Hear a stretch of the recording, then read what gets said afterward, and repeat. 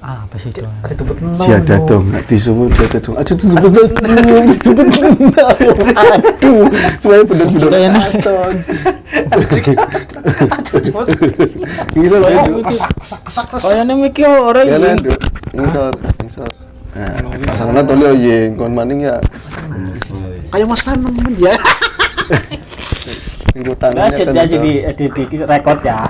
Ingkutan. Oh, recording jero maning dan ing. Assalamualaikum warahmatullahi wabarakatuh. Waalaikumsalam warahmatullahi wabarakatuh. Jumpa lagi dengan kami di Nilas Luhur. Masih bersama saya Ayung. Ada Mas Tuying dan juga Mas Wandu. Ya, sementara kita bertiga dulu. Iya. Nanti insya Allah kalau udah oke. Jadi Mas Tommy nanti belakangan kalau misalnya sempat, tapi ya ini Mas, kita lagi nggak bahas makam atau situs kayak sesi yang lalu, karena ini di rolling biar nggak bosen gitu. Ini ada sebuah cerita, kemarin kita sempat dapat cerita dari kawan Nilo ya, namanya Mbak Ade. Halo Mbak Ade, ini ada cerita, beliau menceritakan tentang kejadian tentang ponakannya gitu, ponakannya beliau gitu, dan kejadiannya udah cukup lama pada saat di waktu kecil ya, pada saat umur 7 tahun. Lumayan masih kecil berarti ya? Iya kecil, 7 tahun.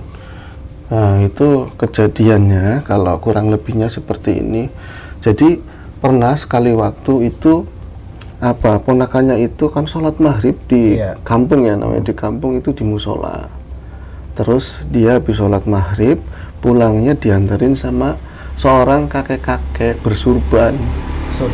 Iya, seorang kakek-kakek bersurban itu diantarin sampai di depan rumahnya si anak tersebut gitu. Tapi dia sampai depan rumah diantarin sama kakek-kakek tersebut, itu pas ngeliat nyari-nyari kakeknya udah nggak ada gitu loh. Dia sempat nyari-nyari nyampe ke samping rumah, kemana ini kakek-kakek yang nganterin aku kemana gitu, tapi kok hilang. Tahu-tahu nggak lama dia kan masuk ke rumah, terus keluarganya itu mendengar anak kecil itu kesakitan kesakitan gitu. Dia aduh sakit seperti itu lah, dia kesakitan seperti itu. Pas ditengokin ke sana ternyata dia kesakitan di daerah ini seputar kemaluannya begitu, dan keluarga sangat shock ketika melihat ternyata anak itu kemaluannya udah seperti orang yang habis disunat seperti itu, Mas Tuying. Nah ini kalau kata orang ya dari dulu sering terjadi, entah itu mitos, entah itu memang kejadian fakta ya, kita akan kulik nanti. Itu ada yang disebut dengan sunat jin ya Mas. Nah ini apakah benar itu ada, apakah itu sekedar mitos biasa? Nah ini tak sambungin, anak kecil itu katanya sehari sebelumnya itu namanya bocah ya, main sama teman-temannya di dekat musola juga, itu ada lapangan, di sana ada belumbangan apa ya jenenge ya, umur kecil ya Mas, umur iya yang sengaja dibikin di tanah ya buat buang sampah biasanya, tapi dalamnya sekitar 2 meteran. Jadi namanya anak kecil main-main gitu, jorok-jorokan atau gimana, itu nyemplung ke dalam sumur tersebut dan nggak bisa naik. Teman-temannya coba buat nulungin, tapi orang namanya kecil sama kecil nggak bisa ngangkat si anak tersebut. Lalu teman-temannya pulang ke rumahnya ponakannya Mbak Ade tadi, minta tolong ke orang tuanya bahwa itu si A anaknya itu ada di itu belumbangan tadi, nggak bisa naik. Nah betapa terkejutnya ketika orang tua datang ke sana, kirain anak-anak yang lain itu udah ada di atas, anak kecil itu udah di atas, tapi pas ditanyain bocah tersebut katanya digendong naik sama si kakek-kakek yang bersuban yang tadi itu, yang nganterin dari musola. Nah ini korelasinya apa, hubungannya apa tentang kejadian tadi yang dikatakan secara umum itu sunat jin sama tadi kejadian yang di sumur tadi, yang di lubang tanah tadi loh Mas Tuying. Gitu. Kalau misalnya menurut jenengan, kita akan bahas nanti masalah siapakah beliau tersebut gitu ya, dan apa hubungannya, apakah memang itu memang benar-benar sunat jin atau memang secara dohir, secara kesehatan kita akan coba cari gitu. Nah ini aku nggak mau nanyain jenengan dulu, langsung lemparnya ke sono jauh. Kemana? Ke Mas Wandu dulu. Mas Wandu, jenengan tentu pernah dengarkan yang namanya sunat jin. Ya. Apa jenengan disunat jin juga? Enggak mas, dokter lah mas. Dokter ya, tapi udah sunat jelas ya. Udah. Oke. Nggak buntung kan? Artinya gini, mau saya tanyain, jenengan pernah dengar kasus-kasus itu, dan kalau zaman dulu itu memang ada beberapa daerah waktunya nggak bersamaan tentu ya. Menurut pendapatnya Mas Wandu seperti apa?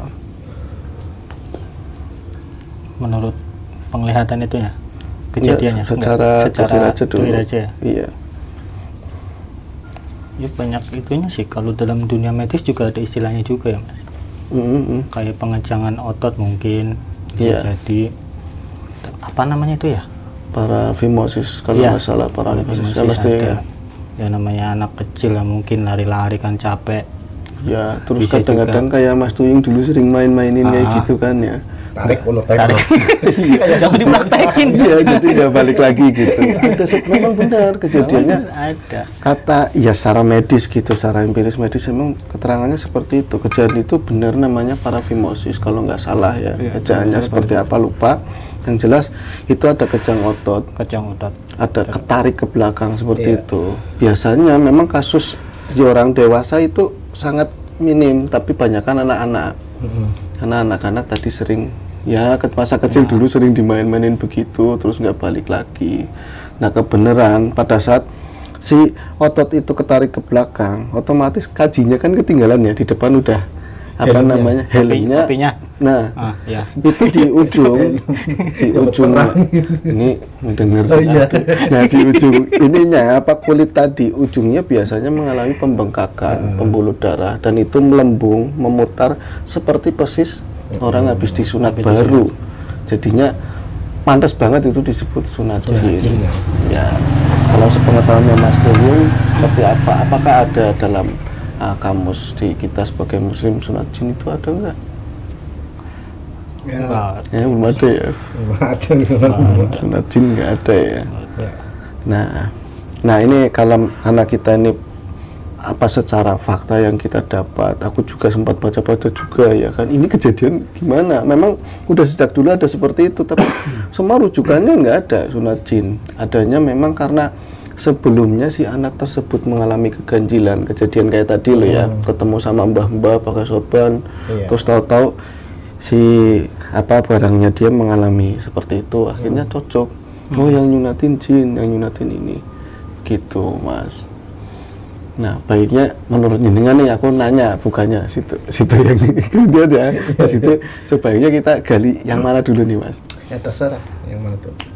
Jawabannya terserah, angel banget. Mau yang batin dulu nggak apa-apa, itu nggak apa-apa. Tapi kayak tadi ya Mas Wandu ya, kalau secara dohir memang ada kejang otot ya. Ada kejang otot. Dalam dunia kedokteran ada. Istilahnya tadi parafimosis. Kalau di orang dewasa ada, tapi biasanya mereka yang karena aktivitas seks berlebihan, tapi dia memang belum disunat, akhirnya ketarik permanen begitu. Tapi kalau yang anak kecil pantasnya kayak disunat jin, karena pada ujung saat dia itu meluntung ke belakang, ujungnya itu mengalami pembekakan, akhirnya jendol kayak orang benar-benar disunat. Sekarang gini aja,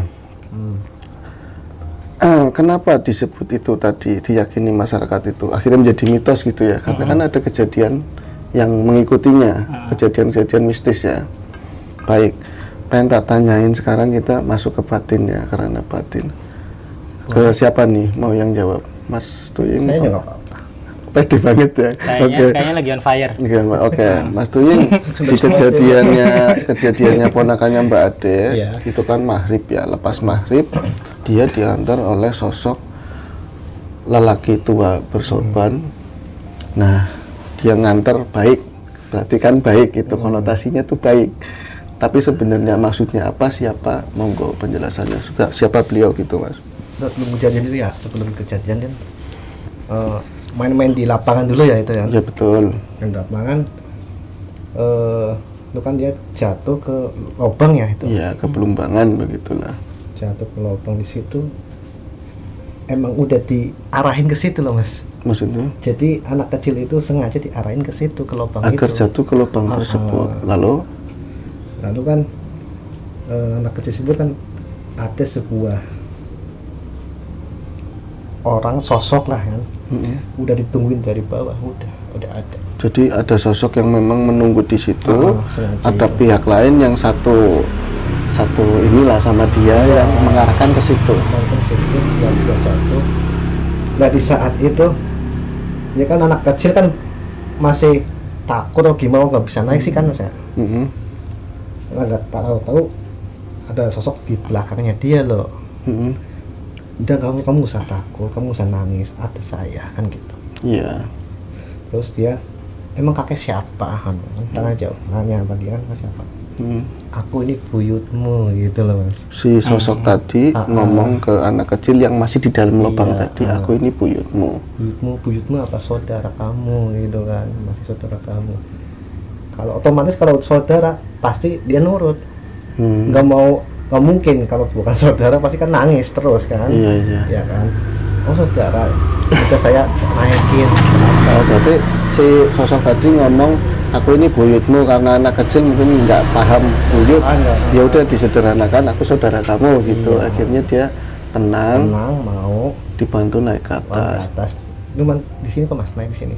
Punggung. Disunggi ya. disunggi ke atas. Cuman kan dia kan ngambang Mas, nggak nempel tanah kan. Iya. Tahu naik. Udah barang itu udah naik, anak itu udah naik.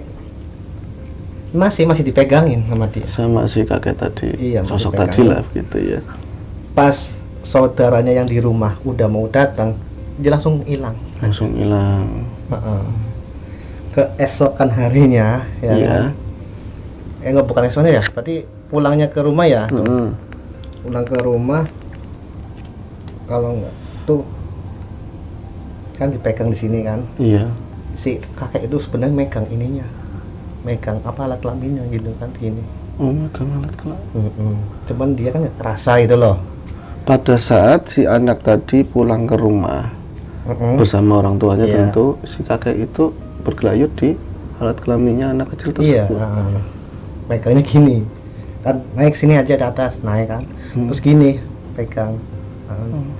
Udah kamu udah suci gitu, nggak usah katanya nggak usah ke mantri lah gitu kan, apa ke dokter gitu kan. Enggak, kejadiannya kan tadinya katanya tadi dari musola ya. Dari musola besok harinya bukan?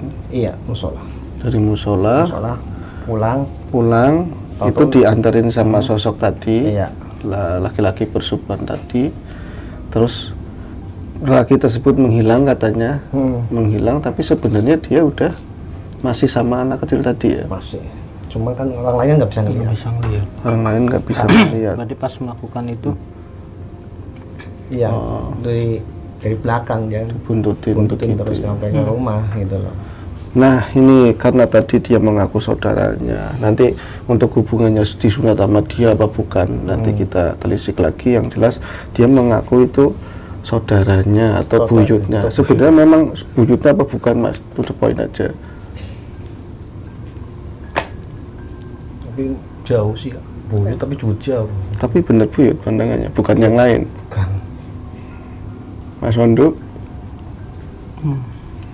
Enggak, bukan sosok yang memang sengaja menipu atau apa, enggak. Bukan, emang dia buyutnya, tapi buyut jauh lah. Oh, buyut tapi ke atasnya seharusnya masih jauh begitu ya. gitu.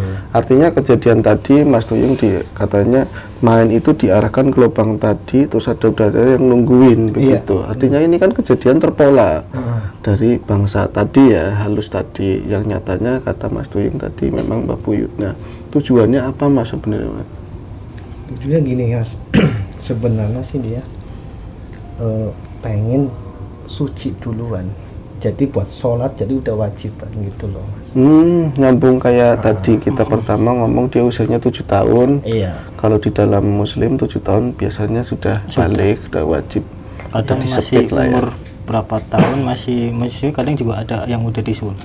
Iya. Kalau di Arab di Arab tuh ada juga yang begitu kan. Iya, tadi kalau pembahasan ke sana memang sangat jauh sekali. Yang jelas kalau bab 7 pernah kita bahas, bab 7 itu awalan biasanya ya gitu ya, masa 7 ya. Itu harus memang sebaiknya disepit begitu, walaupun ada yang setelahnya atau sebelumnya. Jadi leluhurnya itu menginginkan agar si cucunya tersebut tadi sudah suci di dohirnya begitu. Soalnya dia udah anak kecil itu udah mulai rajin sholat sih Mas. Tapi kejadian aslinya memang itu goib ya. Aku tanyain ke jenengan gitu. Emang dia menyepit si kemaluannya anak tersebut apa memang ada kejadian medis, Mas Tuyik? Terus sebenarnya juga bukan digunting atau ini bukan, cuma ditarik aja. Tapi sama beliau. Iya sama beliau. Makanya kalau ke sebelah sini kan ditarik. Oh, di sini ada urat yang nyampe ke sini, betul. Iya benar ya. Iya, ketarik kayak gitu. Dia gendong di sini, nyungkit di sini. Sebentar.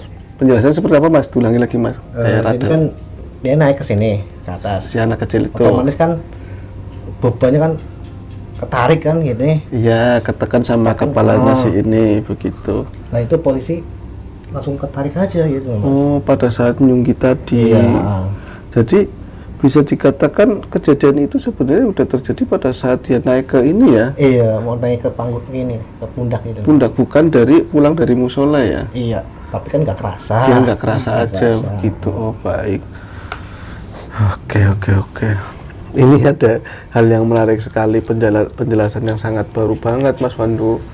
Secara dohir jelas itu benar kayak gitu, secara batin juga perkaranya ke situ. Iya.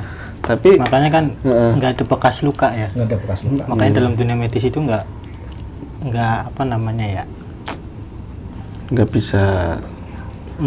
Iya. Artinya memang kejadian itu memang bisa dikatakan mitos, tapi juga bisa dikatakan sebaliknya, tergantung kita yang menyingkapi itu sendiri begitu. Tapi dalam kasus ini ponakannya Mbak Ade, memang ini kejadian dohir karena parafimosis tadi, ya. Tapi memang ada campur tangan goib. Iya.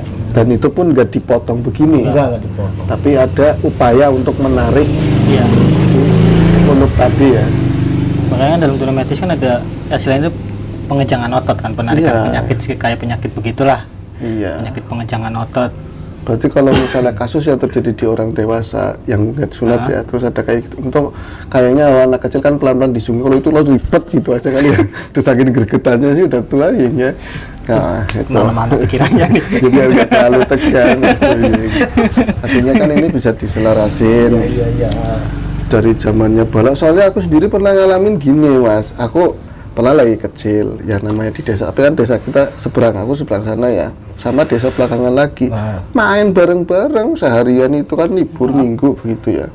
Dengar-dengar katanya orang tua kan biasanya kalau malam tetap informasi si itu udah disunat jin begitu. Besoknya penasaran, nah namanya bocah kecil itu dipelorotin, penasaran udah bener jadi begitu.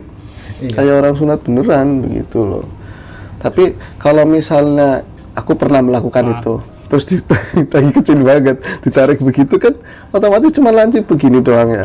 Tapi kenapa ada bendolannya? Benar tadi ada pembuluh darah, pembengkakan itu yang akhirnya jadi bendolan kan dipaksa kayak disunat bener. Oke. Terus juga gini Mas, itu kan panjangnya sih itu kan kadang yang itunya apa namanya kulupnya itu kan ada yang panjang ada yang pendek. Itu enggak sama orang, maksudnya enggak setiap orang enggak sama. Soalnya itu beda-beda loh Mas. Nah itu yang jadi penyebabnya. Iya. Tambahan apalagi Mas, ada cerita yang berkaitan sama kayak gitu mungkin? Ada, kalau nggak di kayak gitu kan sumber penyakit Mas. Iya. Benar. Iya kan. Makanya disunat kan ada sunat kan biar bersih, biar nggak ada penyakit itu loh. Benar. Kenapa syariat menganjurkan demikian? Itu kan tetap ada alasannya, pasti secara medis begitu ya.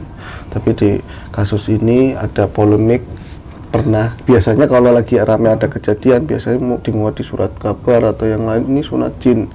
Tapi menurut ini juga pendapat kami ya, pendapatnya penglihatannya Mas Tuying, entah di kasus yang lain itu sama atau enggak, tapi di kasusnya Mbak Ade kejadiannya adalah memang dia itu mengalami kejadian medis parafimosis, penarikan ke belakang ya.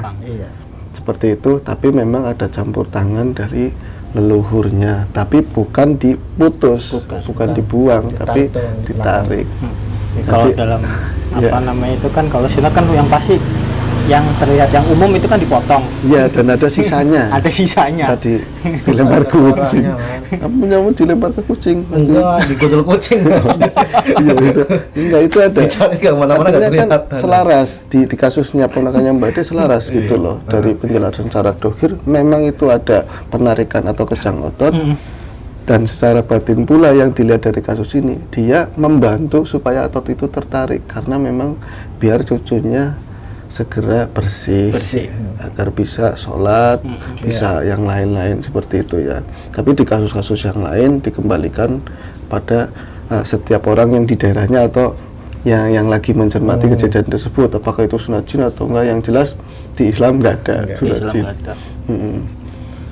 Soalnya kalau wudhu kan pasti harus bersih semua, Mas. Iya. Nggak mungkin anak kecil dibuka ini kan nggak mungkin kan. Paling ceplok doang kan. Nah itu. Iya. Jenengan dulu di sunat jin ya? Jenengan? Bukan sunat jin, Mas. Kan di sunat Enggak, gini, Mas. katanya Kan dulu nih. Dulu pakai sarung. Oh, gitu. Terus kalau pakai daleman kan lupa. Terus main kelereng, Mas. Oh gitu. Terus kelihatan kan ada ayam masuk nonton. Jadi kalian disunat.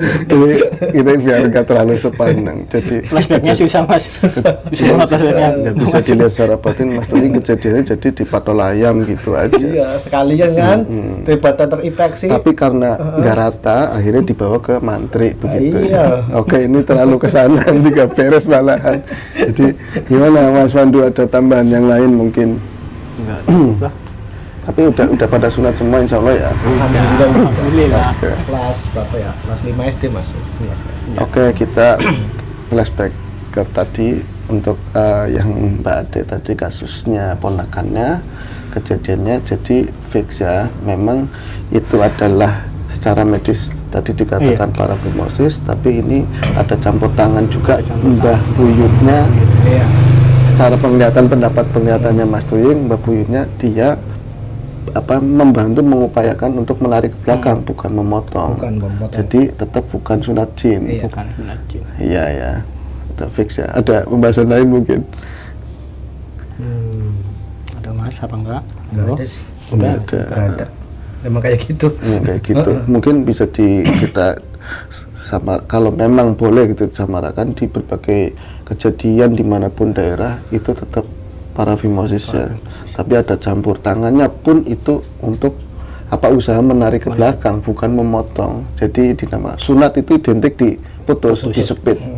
Itu enggak ya, kita sepakat bahwa sunat di kami, tapi yang lain teman-teman di sana memang kalau pendapatnya memang ada ya monggo. Tapi kenapa disebut mitos ya, karena biasanya ada kejadian mistik yang mengikuti di belakang atau di sebelumnya seperti itu. Berarti enak kok, Mas. Kalau disunat itu kan enak, nggak bayar, gratis. Bayar situ enak kayak gitu. Iya kan, nggak bayar kan. Tapi kalau di mantri apa itu kan sih bayar. Bayar juga karena orang Jawa itu kalau kayak gitu ada sunat masal, malah dapat hadiah. orang Jawa tetap kurang marem, walaupun udah sunatnya nggak bayar tetap aja buka hajat iya kan. Tapi kan sunatnya kan nggak bayar itu Mas, gratis ya kan. Tapi tetap mereka mengalami sakit ya. Bukan itu nggak kerasa, itu nggak seperti itu ya, tetap mengalami sakit. Itu mengalami sakit. Sakitnya karena kegeser-geser sih Mas. Enggak, pembengkakan yang ujungnya tadi, yang lingkar itu. Sama kena celana atau kena sarung sih Mas. Oke, baik, ini udah cukup pembahasan kita Mbak Ade. Ini yang bisa kita sampaikan, kita bahas, kita lihat penalaran secara dohir, secara medis, dan juga tadi secara batin. Nyatanya hasil yang bisa kami sampaikan yaitu tadi tidak ada sunat jin, namun ada usaha dari leluhur untuk membantu ponakannya Mbak Ade biar segera bersih, biar bisa sholat sempurna seperti itu ya. Oke, cukup ya Mas Tuying. Baik, semoga yang kita sampaikan malam ini dinilai syukur, ada nilai baik yang bisa diambil sama kita sendiri dan juga teman-teman, dan sesuatu yang baik tentu datang dari Allah Subhanahu wa Ta'ala, dan segala yang kekurangannya kami mohon maaf sebesar-besarnya. Kita butuh saran, kritik, komen ya. Semoga kesananya kita lebih baik lagi, dan semoga kita semua selalu mendapatkan yang terbaik dari yang paling baik. Amin. Gitu ya. Assalamualaikum warahmatullahi wabarakatuh. Waalaikumsalam warahmatullahi wabarakatuh. Bayangannya yang kayak kosrat, angel lembut. Ya, penting kan. Seanak-anak diomong. Waktu ini boleh lepaskan dulu. Maksudnya praktek. Kamu nek katanya. Nyendul loh. Ulah. Kalau dulu kan pakai sarung nggak pakai celana dulu. Jadi main kayak gini kelihatan. Kalau Ya tak sambung deh, terus lanjut kamu kayak kue lah. Kurang rata di kawaning mantri yo. Kan kemana kamu deh makanan. Oh, betulnya sudah tuh begitu loh.